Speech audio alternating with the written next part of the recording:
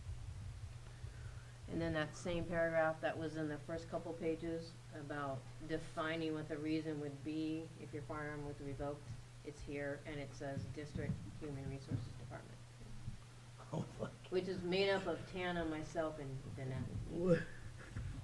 The human rights reserve. Yeah, I know.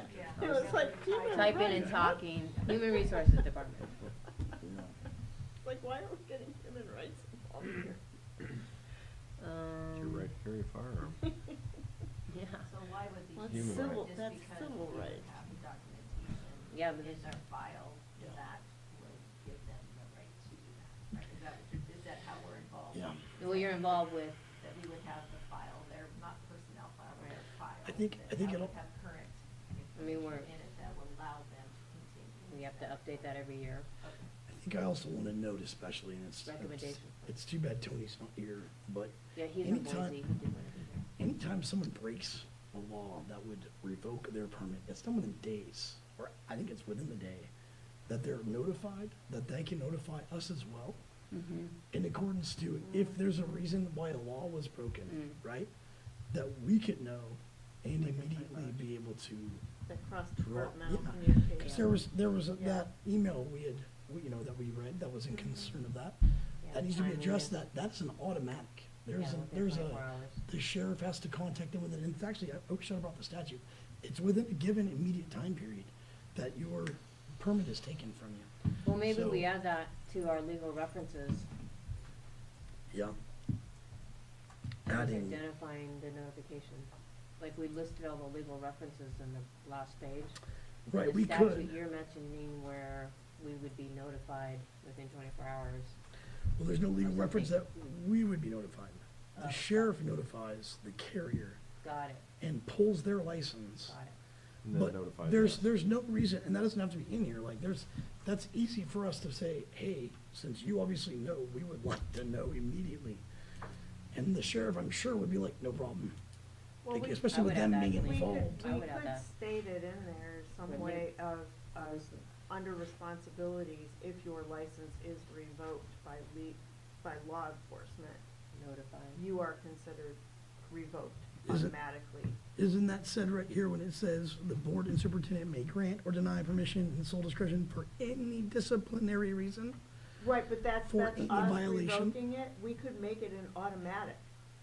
Like, if your license is revoked by law enforcement for Right, a law reason, I don't know, I'm not wording it correctly, I'm just paraphrasing it here. says for any reason. You are automatically and will be officially notified within whatever time, but It says that consider right here. yourself no longer permitted. It Well, I says think for that- any that's a reason or given for any anyway. violation of the CCW policy. But from and- us, So it says that right you here. no longer That's have. Well, yeah, but you Huh? get your That's full ECCW pulled, doesn't matter whether it's I would here specify or it It's there. the reason for If it's law violation of enforcement, the you're done. 183302 But if we statute. state it, That's Is what that it in says. 18303? That's what it We says. state it too. Okay, I didn't know if Everything's- it was in 1803302. For reason for any violation of the CCW policy and in the 18. IC 183302, because Okay. 3302 is not, we're not specifying K. That's the Correct, it's the whole whole carrier. A through N. And if it specifies in 183302, Yeah, it'll be in there. that would be saying, so it does say that right here. Okay. I wasn't done with the If it's sentence. already in that statute, Gotcha. then, It says for any reason or any violation of the CCW Yeah. and in the IC 183302. can we do we state in here anywhere that we require that they read those statutes completely? Who's that? Oh, you know what, that should be part of the application process. Yeah. That they read There is those a statutes, signature that they line that have they- to We sign should that just they've put that- read those Let's put that in the statutes. application, let's put that in the application. Yeah, Yeah. So let's just make sure it's put in the application, so when we're filling out the application, we can amend that. right? List the appropriate Yeah. authorities. It's under K. And in the check boxes, and then they have to sign underneath of it. I like that that. they've read all of those statutes. That says are that in the application, that they have to referenced in sign all that of they've read all that, yeah. Yeah. Yeah. Where did we put I that? think we covered those bases pretty hard. So, That's gonna be on the application? Yep. Somewhere? So we don't have the application yet, No, we don't. when we work on the application, yeah. Cause usually that will become an exhibit to the policy. Awesome. So we And I gotta can work on help the you out with that. application. Yeah, when, if you have any questions, Yep, I and can show then all you the text sign you that need you, and where it says that. It's pretty simple. That's what you we did. sign We did that for you 4 read it, hours. whether you read it or not, you're held responsible for everything in I'll it, make a because note of you that. said you read, I'm gonna make a note in here so we don't forget. understand and It's not agree in to fine it. print. Right, no, it's state statute, so if you wanna do this, you have to know what you're signing up for. So, you're all good on that? You guys have any more questions on policy? I think the application at some point we're gonna wanna write and look at, cause that'll become an exhibit to this policy. And I had legal outline what should be in our policy way back in January. I haven't had legal look at this again. We should probably do that. If it's in a state where we're ready to have them look at it.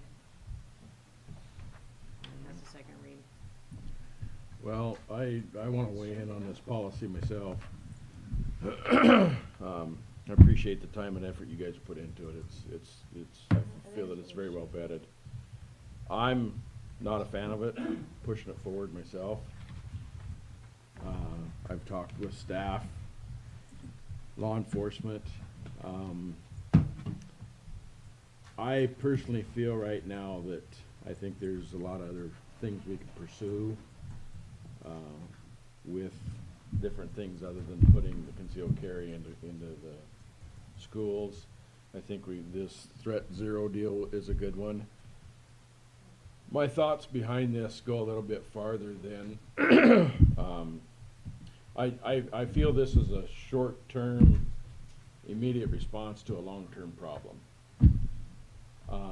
Our staff are trained and will be, and I hate to use the word training, but we use professional development, are focused on the students, on how they perform, reading their actions, their dispositions and everything. So I feel that if we are trying to focus on the students to make them a better citizen moving forward, coming out of school to be a good, upstanding citizen. And so that's kind of where my reasoning behind this, as well as coming from the teachers. I feel that if you implement this policy, we are asking those staff members that do want to come forward to do this on their own to enter into another profession that I don't think they really know what they're entering into. I think there's too many responsibilities. I personally don't feel that you can have enough training in a year, 2 years to be a good asset to be able to conceal carry in a school to protect your students. I feel that there's too much liability back on the district, as well as the person who may be concealed carrying, if something does go awry. It's gonna be traumatic if it happens, on every side. But that's kind of where I'm coming from on this policy. I just kind of wanted everybody to be aware of it and knowing where I'm at on it. So if we're, Well, my next steps, the one part we didn't talk about is the policy, having legal review it. But also we haven't talked about the timeline of implementation. As an educator, a typical timeline is you post spring, you interview late spring, you're hiring late spring, early summer. You're offered trainings in the summer, because that's when staff usually go through trainings, and you implement a new plan or initiative in the fall. So one is to have a policy, but another is then to talk about a timeline of, to Jody's point, implementation. Legal definitely needs to have their eyes on this again. And I shared with Seth and Jody, and I wrote it in my board letter. I think now as it's getting a little closer to becoming a reality, some emotions are bubbling. So just, I met with the principals a little bit, I met with SMA a little bit and just talked about, you know, how to navigate that. I think, I know, I trust and respect all staff. I trust and respect every board member. I think we're all coming from with good intention. Whether we're unsure about the policy, whether we believe in the policy, whether we're not in favor, we're all coming from a place of what's the best to keep our kids safe. We're all coming from that place. This is something that's gonna stir some emotion. So I just talked with principals and I talked with Seth and Jody and I talked with SMA, like, how do we navigate that? How do we navigate emotions in any crisis situation? And we do lots of communication. So we just talked about a plan on how to continue to communicate, like we're doing now, having good intention, lots of respect, lots of trust, lots of listening, lots of talking, because with information, there's understanding, right? With time, there's often solace. St. Mary's is a really special place. And our kids and our staff make it really special. And our staff are doing a lot of good work to get some really good results with how many kids feel like they belong now compared to before. And we want more. And our staff are working really hard to get some good academic results. And, you know, we got over 1/3 of our staff are alumni. And over 95% of our staff have returned, so that consistency and stability is nice. So I just go back to us continuing to talk and knowing we're coming from good intention and knowing there's trust and knowing there's respect. We want to keep staff and we want to keep getting those results. We want the best education for our kids, whether it's in favor or not in favor of a policy, and we want to keep our kids safe. So just keeping that vision in mind as we go forward. Thank you. Along the same lines, I know we've discussed it a few times. It's in the same thread, but it's, you know, what type of policy do we want to review? So right now, we have a plan in place for active shooter, what our policy is in classroom response. We've talked about looking at alternative situations and what, if it is there a better plan out there. Stuff we've talked about. Alice, I mean, I don't know if, what other, you're more on this than I am. We've talked about it, but we have never moved forward on investigating those things. So. We are investigating those We things are, in our safety yeah. committee. We have an We are. outline coming in January. Okay. Yeah. Okay, good. So those things are moving every month. They are coming Yeah. forward, okay. Yeah, I just Because haven't been those able to are- talk to anybody. But I know, given that update, that's Because, fine. you know, regardless, not every teacher is going to carry, not every teacher, not every inch of the school is going to be affected. How that all plays out, you know, it's not an answer to the whole problem. Not at all. But how every teacher does respond and what our school procedure is in response to an active shooter crisis, that is that's going to be responded by every teacher in leading their kids. And there are some that are more effective than others.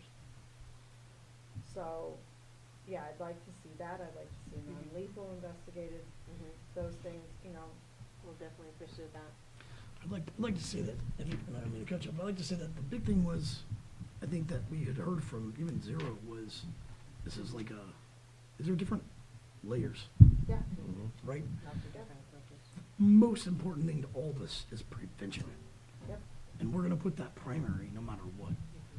And what was it? It was prevention, it was response, and it was preparation, right? Those were the 3 layers that they had said. And I for me, you know, when I think about this, and we've weighed this so many different times, we've got, you know, even our surveys, 81% of the community, 81% said they wanted a program. 81. Staff, it was split, right?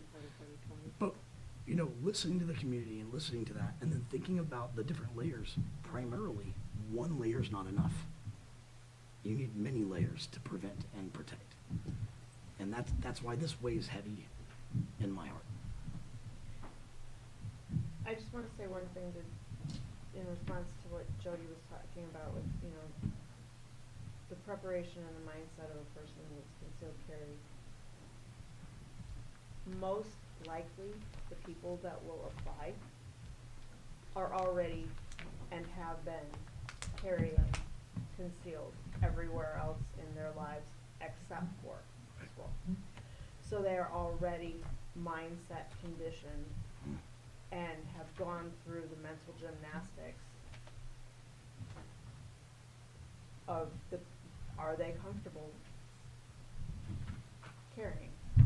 And, you know, in reality, I think that's the majority. I can't guarantee all of them, because we're gonna look at anybody who applies, but that's probably gonna be the person who wants to apply, is the person who's already carrying everywhere except for in school.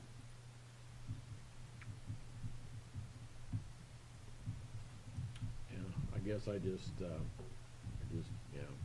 kind of feel that I It think is, there's, you know, a lot more other avenues that a person could, and I'm not saying, you know, I'm dead set against it by any means. Trust me, I want to protect our kids too. But, you know, right now, the way that I feel with the staff input that I have and the law enforcement that I have talked with, and just my personal feeling about it, I just kind of feel that we can, you know, I'm looking at those students, whether they're Hayburn or high school, and the objective of our district, I feel, is to present these kids out into the public space, you know, to try and be a good citizen. So now that comes back on the district, I feel 100% anymore, because of the way you've got broken homes and nuclear homes, that sort of thing. And so if we can be aware with this net zero and all these other programs that we have to these people, the staff members, teachers, whatever, peers, whatever it may be, to be aware of, hey, you know, Johnny's not doing real well today.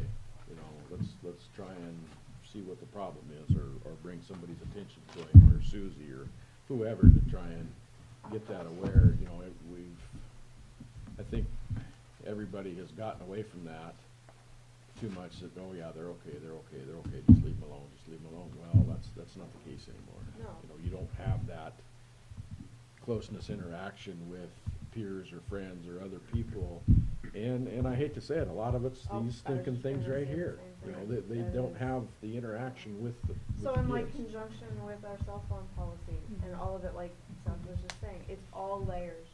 Yeah. So many layers, and this is You only know, one, you know. and we're looking at so many different layers that are gonna be vital. Yeah.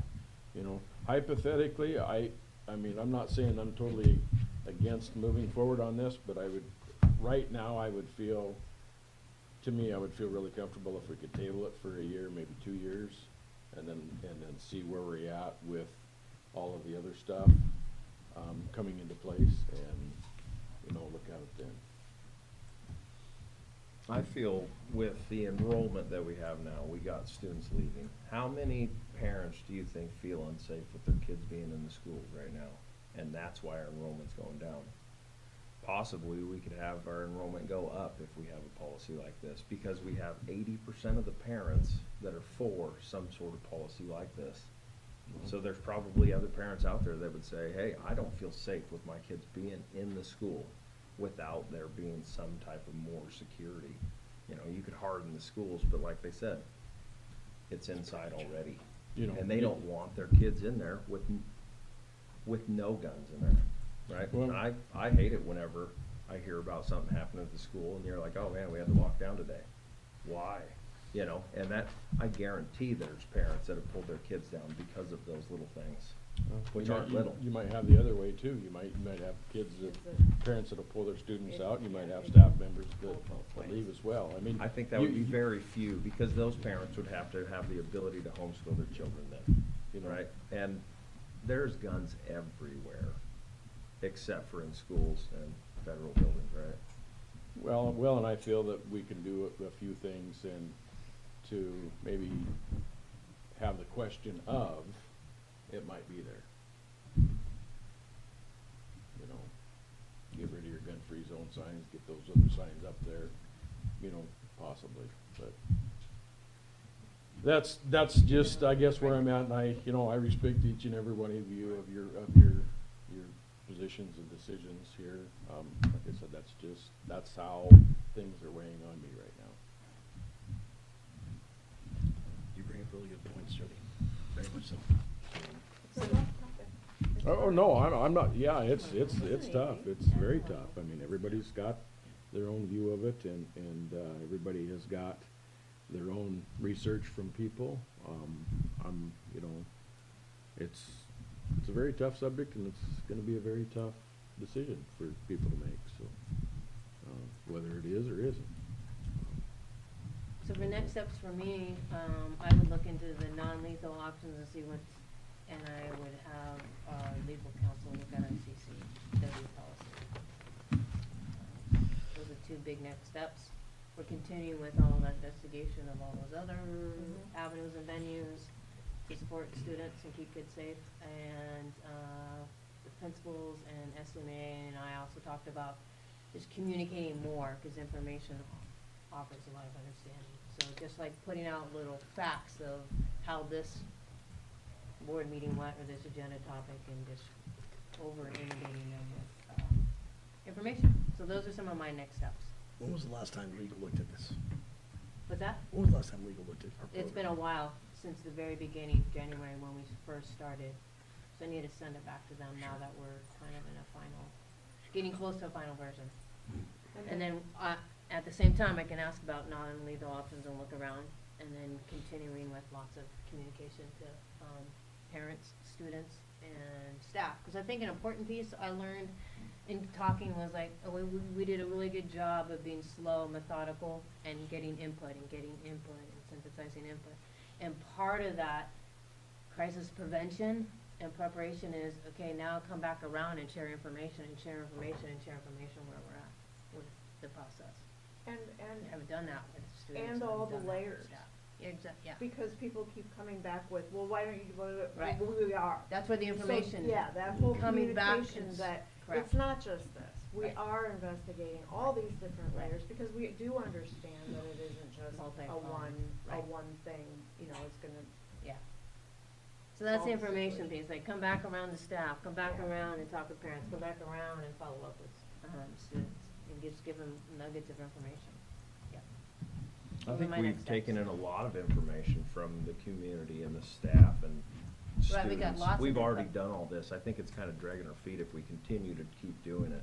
I think we should probably try to push this through as soon as it's Well, good. I don't know about that, because I think we have evolved a lot with the different conversation about all of the different methods of preventative measures and different things that have come up in comments from all of the surveys and input sessions that we've had, and those have come up, and they weren't part of our conversation before, and now they are. And I think they need to know that. I think that Teresa's right. I mean, guess that a needs to be differentiating- communicated out there, that this is a broader, it's gotten deeper. Well, and I feel that when we heard from the ISBA students, they were misinformed on things. They didn't have a full view of it. That's why I asked Seth to step in and explain to them Yeah, the different. knowledge. Yeah, Right. they didn't have 100% knowledge of Accurate what they information. needed to base their decision Right. on. So I would almost, to me, I would almost like to make sure that they understood and went back to their council and found, or their peers and found out, we misinterpreted this is what we need to discuss now. This Because that topic is a information- whole yeah. package. So how long would it take from when the start of this goes, if we started this for the actual application and for all the discussion and for everyone to absorb what we put into play? How long would that process probably be between someone actually applying Yeah. and the absorbing of the information of what they're applying? I would say between now and June. So 6 months.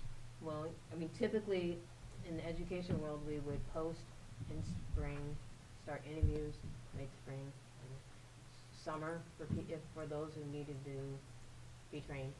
And you start a big new initiatives and plans typically at the start of school year. Right, so. Which is which in that time, that's me cycling back around with you, your support Right. of information, and this would be different. First was input, is the train leaving, right? Now it's, the train's leaving, like, the policies and the plan is coming, Right. so.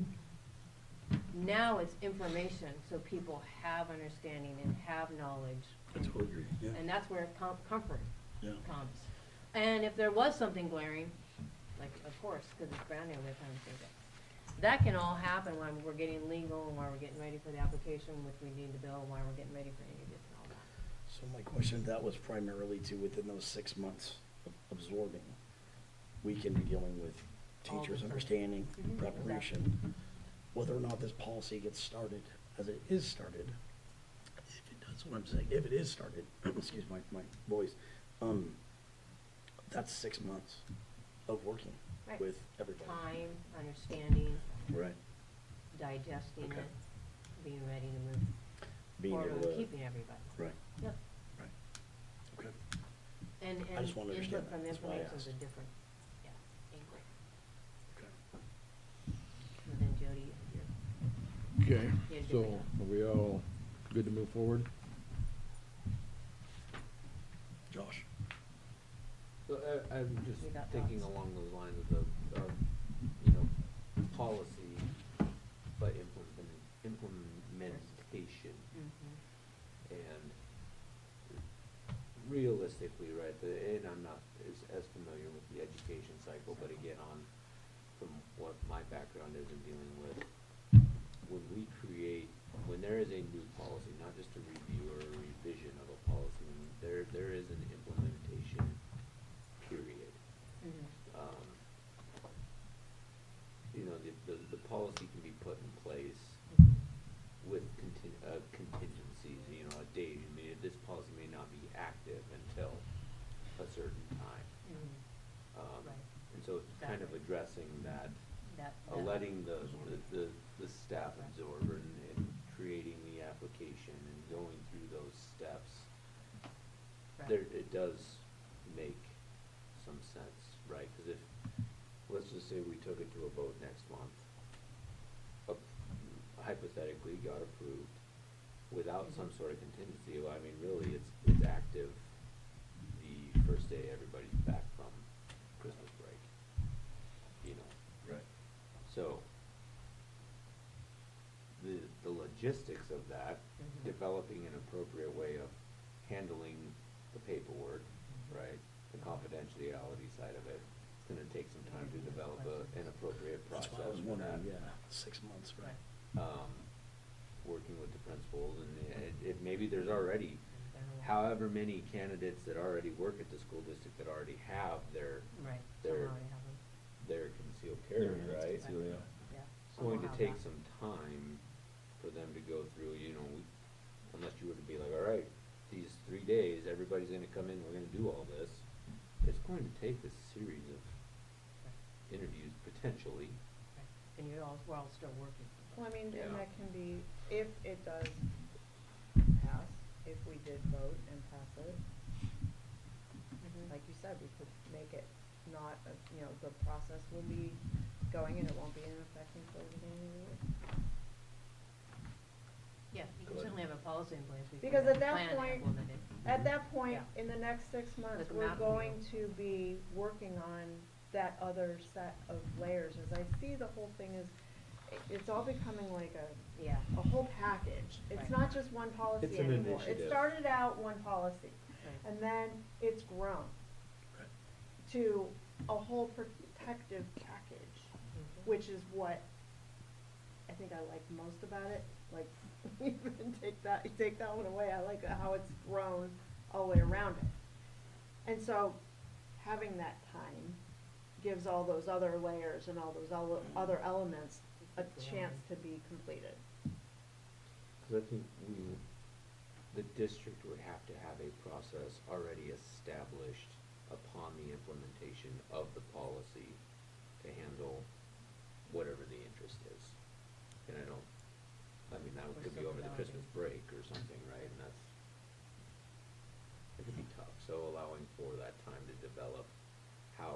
the other pieces of it make some sense. And I do the package, I look at that as kind of as an initiative. Under goal 3. Putting together those pieces, here's our prevention plan. These are the programs that we're looking at implement, and maybe not even so much looking at, we want to commit that $5,000 to Threat Zero. We want to commit to doing these other things. We're already taking steps to hardening the school. We're making those improvements.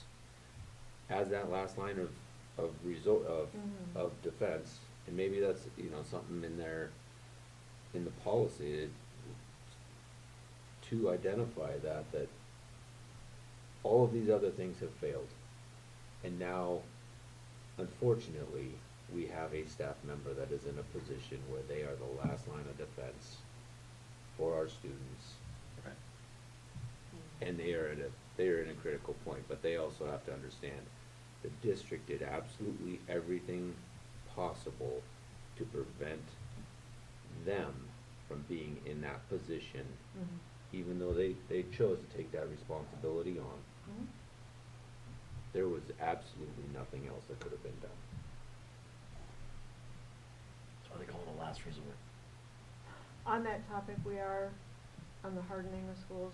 The high school entryway is scheduled for next summer, because I know we shot for this summer and it didn't work, this past summer it didn't work. Yeah, we gotta define the plans here by January to get started. Corey designed it for us. We're So- still out He's right there there. for, Yeah.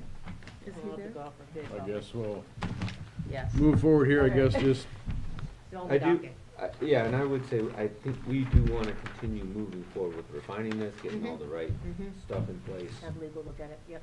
and then that discussion about implementation. Right, because you're gonna have or- policy in place and yeah. then work on the implementation. But it's been fantastic for what it helped us develop alongside of it, Yeah.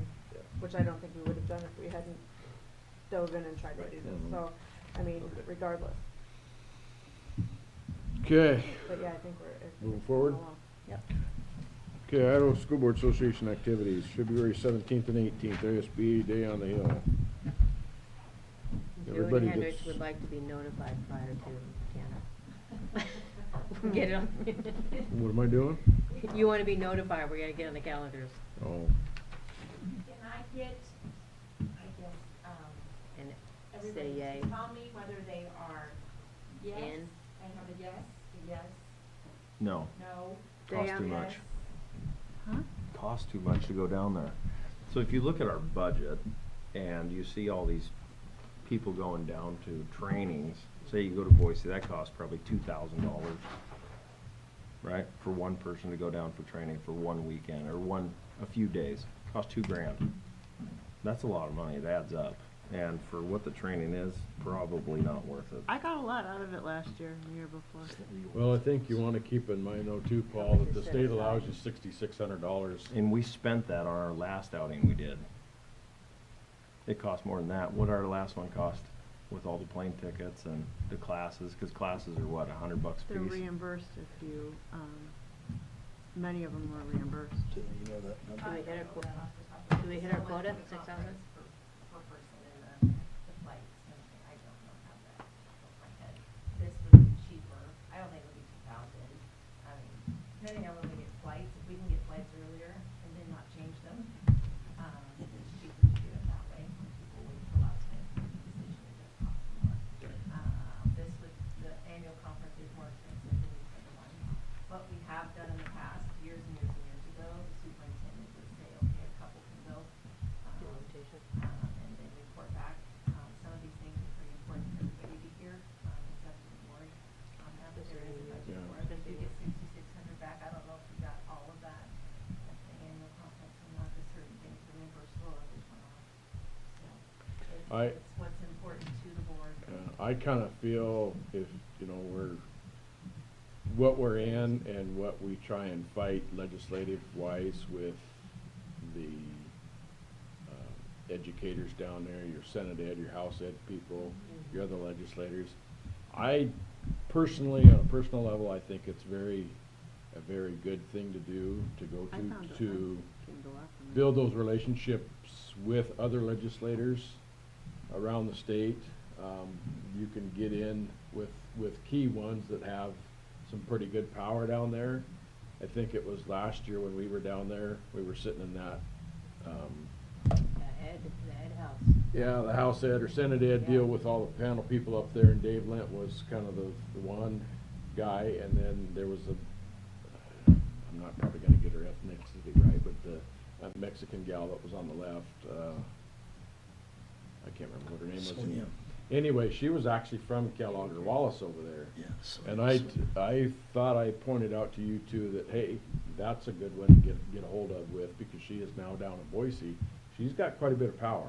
And she understands our culture. Exactly, up so here. she understands the rural people, so, or the rural communities, so if you can get those relationships built, it's just like me with Senator Lynn, I've got a really good relationship built with him. Well, he's the chairman of the Senate Ed Committee. Well, hey, you can call him up anytime, hey, Senator, you know, what about this, and this, and, oh, yeah, okay, not a problem. No different than building the relationship with Debbie Critchfield and Carl Crabtree. You know, if you get those relationships built with those people, and there's stuff that comes up about education or anything that you're involved with, you can pick up the phone and talk to them and say, hey, you know, this is how we feel, and this is how it's affecting us.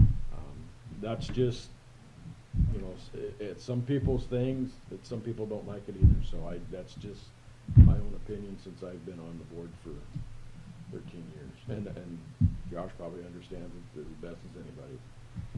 Yeah. I found it really useful. Very did, informative, yeah, very I did helpful. find I it am very planning on going this year. Um, I'm sad that an emergency came up, and I know it cost the district money, and No, we're not. Well, no, and Emergencies I was happen. commenting about that. That On you happened. out. No, I know you weren't. It was a medical We usually stay within the emergency, and 6,000 it for wasn't. all 3 trips.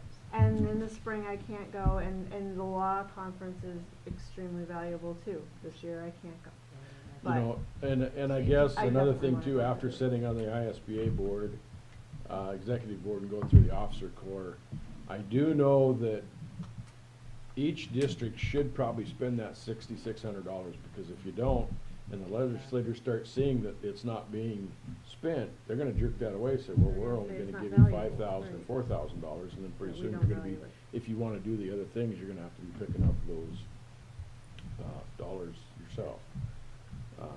You know, just something to think about. you know. Curious, cause I had a lot of good take back from the down there, but curiously, just wondering, cause we are reviewing finances so much, how much does it cost? all 3 of these events cost us? I'm wondering, and collectively, and how much do we spend in that manner? Just because he's making a good point, I wouldn't know how much we spend, I know we do spend, and it's good to just identify that budget. She can probably get it to you. I think we try to stay in that 66. Yeah, if you can, If can you get that could look at it, it's in our information. financial I can report find where it, but you I don't see know how other much. people that go Got to it. these, Right. Got you it. could see what they cost. Okay. Right, and I can find it individually, Okay. like I can No, say like, she- oh, But this is nice how to much do a I Ask summary. her to do a means. report on it for the year, Yeah. and I But think we that do would spend be money. really helpful. That would We spend be- money on And you have to register look at it membership with them all, to hotels what and benefit you're food getting out of and- it, and I would be curious, much of how it is much do very we spend? beneficial. We always travel to Boise because that's where all the things are down there. But, Yeah. right, Yeah, no, you you know. understand that. Next year, the convention's up here, is that correct? Awesome. Oh, is it up there? Yeah, Coeur d'Alene. Yeah. And 6,600. Last, I think it's the last contract year, from what I gathered, I don't, so I don't know what they're gonna try and do after that. I know they had to book things out like 3 or 4 years in advance, but anyway. And just, I'm not saying this to brag or anything, but I think the 13 years that I've been on this board, the years that I drive to Boise, I never turn in reimbursement forms. I figure that it's, if I'm gonna volunteer for this position, you know, I'm gonna volunteer for it. The only time I've gotten any reimbursement is when I've sat on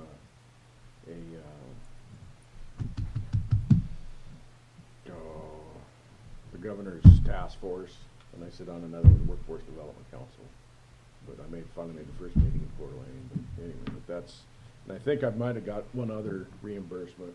Alyssa rode back with me one time and she had all the form filled out and said, here, sign it.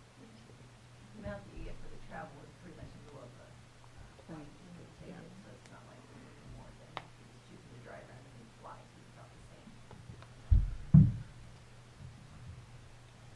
We'll bring that back. I will bring that in. Yeah. Yeah, just curious. So, moving on to the law seminar, did we discuss that in that discussion? Okay. Board's request to board administration, board development. Anybody got any requests? Log me off. That means we should be done. I got a lot of homework. My time. Okay. Move on to the action items. Review and consider motion to approve the bid for CTE shop project. That way these gentlemen can go home. I make the motion to approve the bid. Second. Okay, Got got the a keys motion. in the car. Probably the Second. one guy that didn't understand anything that was on the paper, so. We're all good? All in favor saying aye? Aye. Aye. Opposed? Motion carries. Congratulations, gentlemen. Thank you. Drive safely. Sorry it took so long. They got their pizza. Okay. B, review and consider a motion to approve the, Sourcewell Cooperative, bus purchasing. Danette's Alright. gonna take this one. Dick Newington. Oh, yeah, go ahead. A couple months ago, you had approved to, Two for us buses. to go forward and purchase two buses, purchase two buses. Since then, we talked to some other school districts, and they, by statute and by policy, were allowed to use cooperative purchasing for buses, is one of the things we can do that for. Sourcewell, is one of the cooperative purchasing groups that, I think 10 or 12 school districts in our area, smaller school districts use to purchase their buses. And that's allowed by statute, and basically they do the bidding process for it, Yeah. it's more efficient, What's it's more cooperative? cost effective. What's that? What is cooperative? What's this? Cooperative purchasing is just where they go out as a government, for government, entities, they go out and solicit bids and organizations. They do the request for proposal, and they do the request for a quote, so that you're finding quality companies and the lowest bid, rather than us individually doing that. Buying whatever. They do all that vetting and then have a list of companies who that we qualify. can, and we are a member of this. They cost. We use, It's a better competitive process for agencies and They're stuff. financed. And it's just for government. yeah, So why wouldn't we do it? exactly. Exactly. And we did it for, McKinstry, we used TIPS, was a different organization, for contractors, so it was cooperative purchasing through a program called TIPS, and that's how we picked McKinstry, cause they were already on, they had already been vetted through this Since we cooperative haven't purchasing. done this before, we wanted the board to approve us to do this rather than normal bidding that we have done in the past. So that when we come to you with a bid to approve, you approved us to use the cooperative purchasing program to do that. So the next step is we will come back at the next meeting is with a bid from Sourcewell, cooperative agency for you to approve. So you'll still approve the amount, the cost and the bid of the bus. But we'll know that it's competitive then. Right. Okay. You'll know But we know coming that it's from this. already Been vetted. So And it it's- saves and us a quality. The other leg. thing is Yes. it's likelier that more vendors had the opportunity to Exactly. provide And be a more bid. competitive. Same buses that we, It'll be the, but yeah, we will go with what the buses that we wanted. Okay. Yep. Exactly. Doesn't always work out that way, but Doesn't you- always, but- your chances are higher that And you're gonna there's, get a better. all the, there's, we have That's a true. list of all the They small have a that pop- use Sourcewell and we're Yeah. just- They cast the net wider than we do. Yeah, we just need to do that, next step from that. To approve that. Okay, I'll move it. Second. okay, I got a motion and a second. Any further discussion? All in favor saying aye? Aye. Opposed? Motion carries. Review and consider a motion to approve the board policy 5900, concealed carry firearms on school property.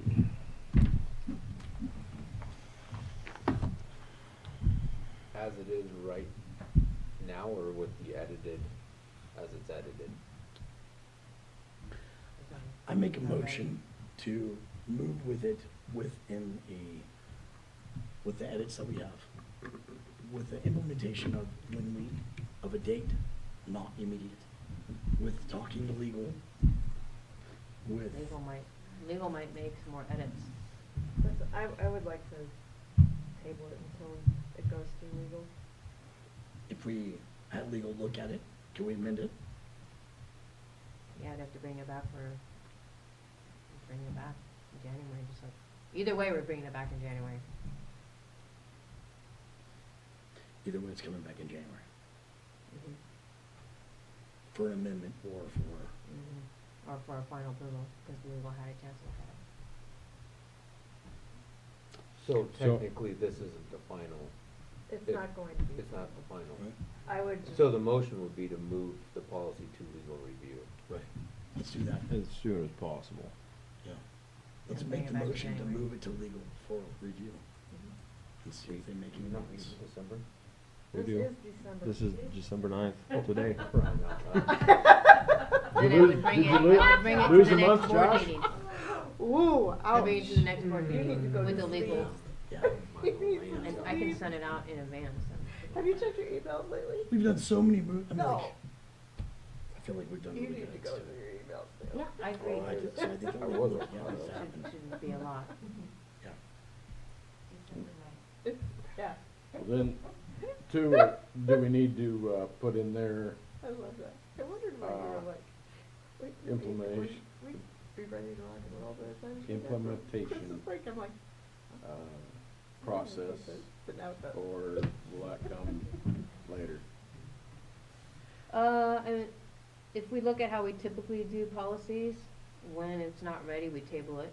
So that's me having legal look at it and bringing it back for a final in January. You could talk about implementation then if you want. Can we make a motion, and I don't know this, guys, you guys know this better We than could me. do it now. Well, I'm saying, can we make a motion to not implement it until we have the application process finalized? Or will we make a I don't know. You- this. you- Well, you won't be you able can to implement do it unless you have an application Right. process. You can have the policy. There's districts that have Now, the policies policy that and don't they've have the never plan implemented. So we implemented can it. make the motion then to move with it and then go with the application process and the resignation of it, right? Said resignation. Well, The we're gonna be working on the implementation. application in the meantime, between now and Yeah. next meeting. Yeah, the implementation wouldn't be until the application will be done. Well, I think the application form could be completed by January. don't Yeah, you? it looks pretty Yeah, good it's- already. It's got some good We don't have an things in it. application, We don't have the actual but application, I we just can have a work on that process. between now and January. She can work on it between now and then. I really have to say that I've never written a policy, so this has been an awesome process, just to be able to converse this and bounce it and have us all work on this together. Yeah. So, Oh, I like how it's Been going live. collaborative. It's been a great conversation yeah, for all of the broader picture of it. yeah. Okay, That's, yeah, the implementation side and the appropriateness of a process internally within our office on handling the paperwork, those are just some pieces, I think, as caveats to what was drafted, yeah, I feel good with. yeah. Mhm. Legal, you could send it to 20 different legal people and they're gonna make 20 different Yeah, we'll edits, send it to our Mhm. typical you know. aunt, Julian at home, Anderson Julian at So, home. with that, the application obviously is one, not being ready. Yeah. But also the comfort level of the process for the, you know, I mean, you're already familiar with HIPAA and all that sort of stuff and how things have to be locked and, yes. So that So- needs to be put into the application process, is what you're saying? Yeah, just needs to be a part of it. Okay. So those two contingencies, I guess, not contingencies, what would that be? No, it's just being tabled. Just, until- have, we can pass, We yeah, passed the policy. the policy, and then have a different date for implementation. Yeah. So, do you wanna read back what the motion needs to be? I want you to reiterate, yes. 'Cause I was What just- were So- you saying? so- Doing the policy. Yeah, I guess So we'll ma- Seth brought the motion. Implement the policy. The motion to what? No. What did we say? To table it until. She brought the legal motion to has table. looked Making at it harder. right? Yeah. Do we wanna table it until legal looks You'll at come it, back. So, since it has to come back? That's what I would like to see. just, its next step is to go to legal. That's just my, So we're tabling it and I'm bringing it for a final read in January after legal, because. with an application. Along with the application form. So with the application form, that's part of this policy, or that is an I would have it additional be an policy? exhibit. It's just an exhibit for the policy. You know how some of Exhibit those for the- policies yeah. have the, yeah. Okay.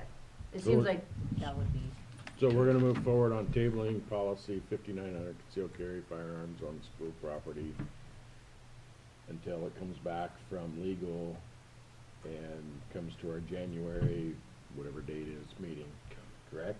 With the application exhibit. With the application exhibit. And that brought that. That brought that, right. Second. Seconded. I'll second it. Paul, second. Wait. Unless that there's needs to still be- more discussion. I'm waiting for Josh to respond on this, make sure they're comfortable with everything here.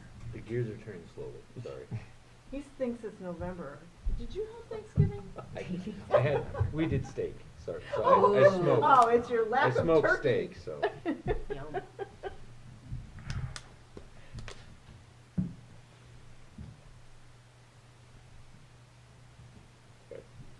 And then in January, we can talk about the implementation plan. I'm just thinking all the parts and pieces and Mhm. the steps, right? So that we're doing this all, And I'm We've done the relying on you policy guys first for this, anyways. knowing how to do this properly, so. you're You're willing, and comfortable you're with willing it? to second? Yeah, the way that it was put out, that it is going to legal, Legal. it is With an coming back. An We're going to application. review it before the next meeting and make the changes. And we're gonna have a application form also with it that has been Okay, At the January meeting. Okay. at the January meeting. I second, Paul second. Okay. So I'm gonna call for a roll call vote, being this is kind of a touchy situation. Okay. So Paul, Aye. Beth, Aye. Josh, Aye. and I'm gonna go nay. Paul, Beth, Josh, Beth. Okay? Review and consider motion to adjourn. Wait, one other. I just got the wheels turning and now we hit a I skid. know, 'cause there was something else I wanted to mention. Hold on.